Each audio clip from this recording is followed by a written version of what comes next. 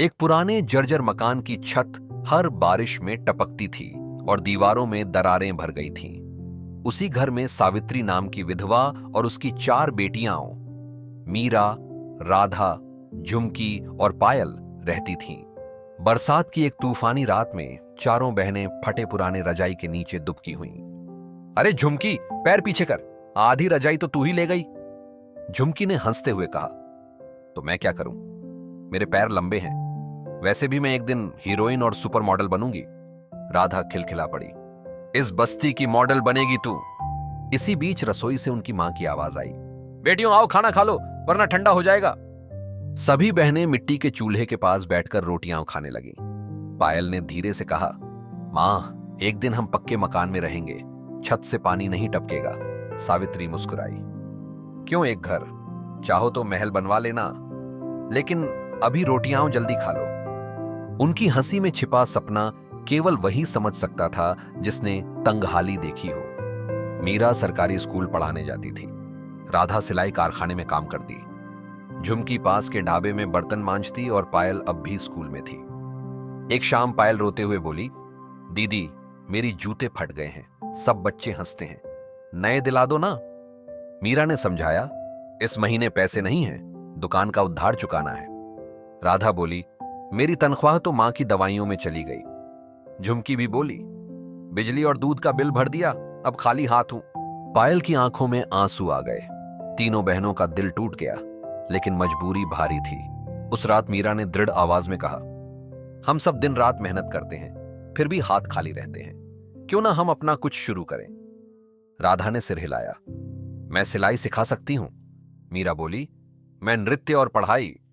झुमकी ने कहा, मैं बच्चों को नाटक सिखाऊंगी। पायल मुस्कुराई, और मैं गाना गाऊंगी।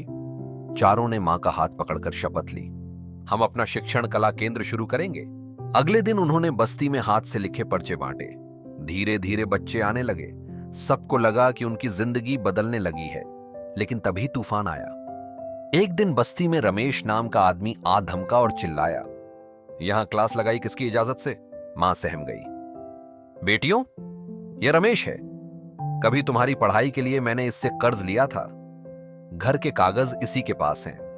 बहनें सन्न रह गईं। मीरा बोली, मां यह घर हमारा है, हम इसे वापस लाएंगे। रमेश हंसा, ठीक है, 1 महीने में पैसे चुकाओ वरना घर खाली करो।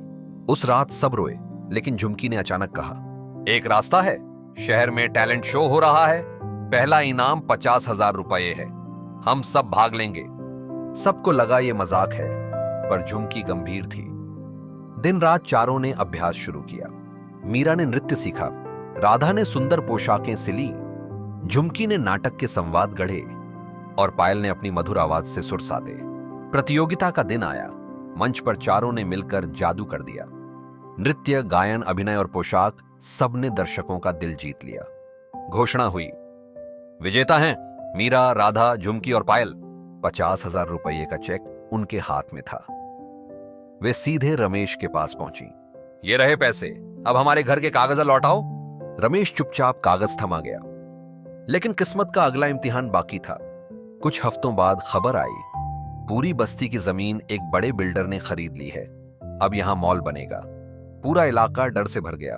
तभी मीरा बोली, अब हम सिर्फ अपने घर के लिए नहीं, पूरी बस्ती के लिए लड़ेंगे। चारों बहनों की हिम्मत देखकर पूरी बस्ती एकजुट हो गई। बिल्डर के दफ्तर के बाहर सैकड़ों लोग जमा हुए। बहनों ने साफ कह दिया, यह हमारी जमीन है, हमारा घर है, चाहे कितनी भी रकम दो, हम नहीं बेचेंगे। आखिरकार लोगों की ताकत और बेटियों के साहस के आगे बिल्डर झुक गया। बस्ती बच गई। कुछ महीनों बाद उनका टूटा घर फिर से चमक उठा। मीरा बच्चों को नृत्य और पढ़ाई सिखाने लगी। राधा ने सिलाई केंद्र खोला, झुमकी ने गली गली नुक्कड़ नाटक शुरू किए और पायल की आवाज रेडियो तक पहुंच गई। सावित्री आंसू पोंछते हुए बोली, मेरी चारों रत्न अब पूरी बस्ती की शान बन गई है। जिनके पास खाने तक को नहीं था, आज वही सबके दिलों में चमक रहे हैं।